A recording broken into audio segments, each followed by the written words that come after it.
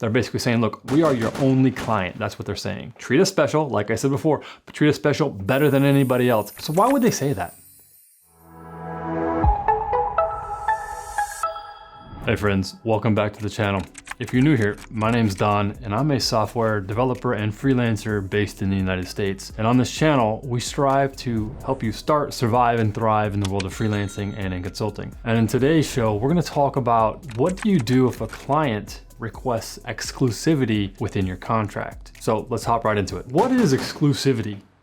And what are we talking about? There's times when a client will come to you and they'll say, hey Don, we want to work with you, but we don't want you to work for someone else. That's one way. The other way they might say is like, hey Don, we want to work with you and we know that you're a freelancer, we know you're a consultant and you work for multiple companies. However, we don't feel comfortable with you working with another fitness company. Maybe they're a fitness company I'm helping. And they say, we just don't feel comfortable with you working with another fitness company at the same time you're working with us. So we ask that you are exclusively only working with us in a fitness capacity. Those are gonna be your two main types of exclusivity that you're gonna run into as a freelancer. So how do you handle yourself in those situations? And are these things that you should even consider when you're freelancing? So let's start kind of with the first one here. The first one's gonna be exclusivity within the client vertical market. And what that means is, let's assume the client works in a fitness space. That's their vertical, fitness. So that could be fitness or real estate or finance or anything like that. And a client is requesting that you only work within their exact realm of expertise. So let's use fitness again. I'm working on a fitness app. The fitness company says, hey, we don't want you working for any other fitness companies. So why would they say that? The main reason why they're gonna say that is because they're afraid that you're gonna share any of their internal secrets with this other company. That other company being another company that is inside of the fitness space as well. And that's just something you're gonna see a lot, and you've probably seen already multiple times inside of the tech realm. You see it a lot, especially with companies like Tesla and Apple and car companies, where one engineering manager or VP will move from one department in maybe Tesla and then they'll go over and work for Apple. And then 3 months later, you'll see a lawsuit that pops up because one company's claiming the other company stole their secrets through this VP. So that's why a company will request that they have client exclusivity within their vertical market, because they're just trying to protect themselves and hedge their bets. But is this something that you should accept? Now, typically my answer here is, number one, this is something I would never really accept, simply because in my contract, I have multiple lines in there that protect the client as well as me. But these lines that I'll illustrate here protect the client. And the first thing is there's a non-disclosure agreement that's been signed between myself and the client. And a non-disclosure agreement states that I'm not going to disclose any proprietary information, algorithms, etc., that are the company's property to anybody else. So anything that's within the client boundary, which is any communications that I have, any of the work that I do, stays with that client. And I'm morally and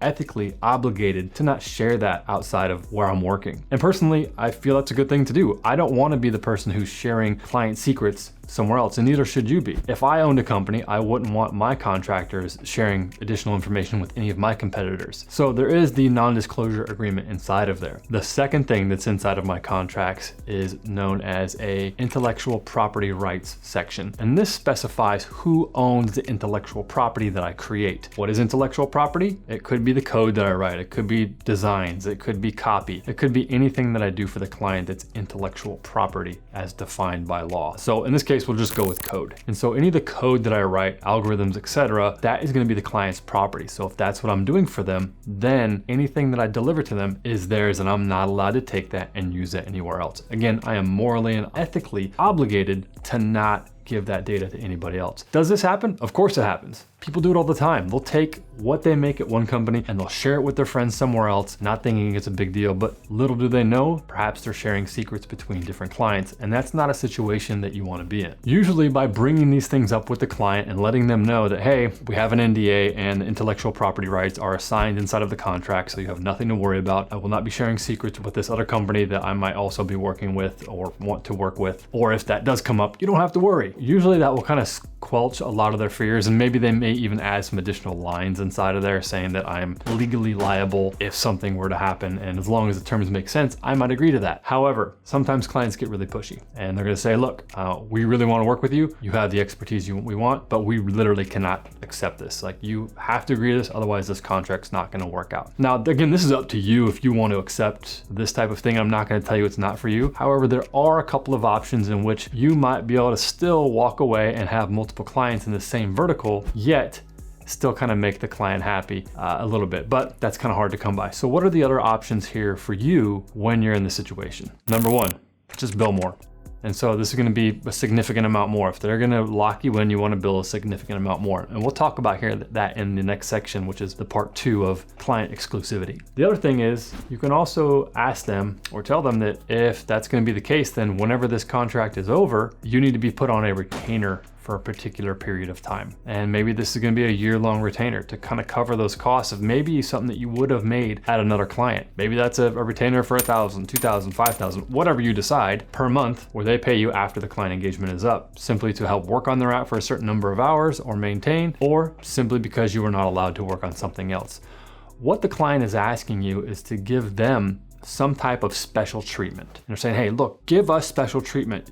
You're gonna come work for us, so give us special treatment. So you need to ask for some special treatment back. And that could be through billing more or be putting yourself on some type of retainer. Now, the last thing you could also do is if they say, well, we want you on board and not work with any additional clients, you could say, well, then we need to extend the contract terms and add something to the contract. In this case, it might be, say the contract was 3 months long. You could say, if you want me on full time, well, then I don't do that unless my contracts are 12 months or more. That puts the onus on them to say, well, if we really want this guy, he'll do it, but he needs a 12-month contract. That gives you a lot less risk long term. However, in contracts, there's always something in there that says that you can leave early or they can leave early. So that can be dangerous. So what you also need to add to the contract is some type of penalty buyout clause inside of the contract that says, all right, this is a 12-month contract. However, if you exit the contract early, which means the client decides to terminate it early, so they don't fulfill the full 12 months, maybe it's only 5. If they terminate it early, there's some type of penalty payment that needs to be kind of substantial because you've tied up all of that. Or if they decide to cancel the contract for whatever reason, it nullifies any of the exclusivity agreements that you have. So those are the options that you're gonna have for when you have client vertical exclusivity requests. The next one is very similar. This is just going to be client exclusivity, which is where you're going to get a lot of clients that really want a lot of your time. And these are going to be the clients that want you 40 hours a week or more. I have a number of these, and very often I'm fine working with these. However, I usually try to avoid signing any stipulations of any contracts that state that I will only be working for them. Simply because if an opportunity arises for me to do a 20-hour project on the weekend and I'm not working for my client, I might want to take that 20-hour project and just have fun with it and make a little bit of extra cash for the holidays or something. I don't like to sign to those things. However, if a client is requesting pure exclusivity for a period of time, meaning that I cannot go to any other client, any other vertical, they're basically saying, look, we are your only client. That's what they're saying. Treat us special, like I said before, but treat us special better than anybody else. Don't take any other clients. If they do this, then at that point in time, I automatically raise my rates 20 to 50%, if not more. Because now I'm really limiting my options of where I can go and what I can do. So I need to make sure that it's financially rewarding for me to actually do this in this situation. Now, the other thing that you can do as well, which I mentioned before, is make sure that the contract is long enough. Again, I'm still gonna raise rates during this time though. If I have to be in exclusive contract with a client, I'm always gonna raise my rates. Most likely for me, I'm also gonna push the contract out. So if it's 3 months, I'll say, hey, I don't do anything shorter than 12 months. I'm not saying that you should do 12 months, but you can say 12 months, you could say 6 months, whatever you're comfortable with for your period of time. I push to 12 months if it's gonna be an exclusivity thing with a 20 to 50% hourly rate increase over that period of time. Now as well, you can build something into your contract. Like I said before, it's an early termination clause is what it's gonna be called, that if they terminate the contract early, there's gonna be some type of penalty that's associated with that that's gonna be somewhat substantial. So it will either deter them from doing that, or if they do it, it will give you a little bit of a financial boost so you have kind of something to fall back on while you spend some time finding your next client. So that's gonna be the way that you handle your clients anytime they request for any type of exclusivity of any project or any type of exclusivity within their vertical market. So again, you have two different types of exclusivity. The market, is it fitness, real estate, or finance? That's market exclusivity. Or is it pure client exclusivity, meaning that client is your only client and you're not allowed to consult with anyone else? Either way, what you'll notice is the common theme here is you need to kind of get some buy-in from the client as well. They want special treatment. You need to ask for some type of special treatment back, either through being paid more, an extended contract, a combination of both, early termination clauses, which give you a nice substantial buyout as well. The client needs to have some skin in the game too. They're asking you to put some skin in the game. You need to get some from them as well. When you do that, it's a win-win situation because now you're both working together to help each other out and no one feels like they're getting the short end of the stick. And that's how I handle it. If this kind of content really interests you and you want to learn more about freelancing and consulting, what to do, what not to do, tips and tricks, mindset around it, please join my email list. It's at donfelker.com/email. There'll be a link down here in the show notes. You can check it out. I send out weekly emails that talk about different things for freelancing, about anywhere from estimating to finding more clients, personal branding, marketing, etc. These are all tips and tricks that I've learned over the last 20 years of consulting. I've mentored numerous people on how to become independent freelancers and consultants. Some of these people are making over $500,000 a year at this point in time. Some are making even more because they've moved on from independent to running their own agencies. So this is something I do have a lot of experience with, and I share that content every week on my email list. So check it out down below. It's at donfelker.com/email. I hope this video helps. And as always, reach out to me in the comments below if you have any questions, or you can reach out to me on any types of social media platforms out there. I'm always at Don Felker on all of them, and I'll see you in the next video.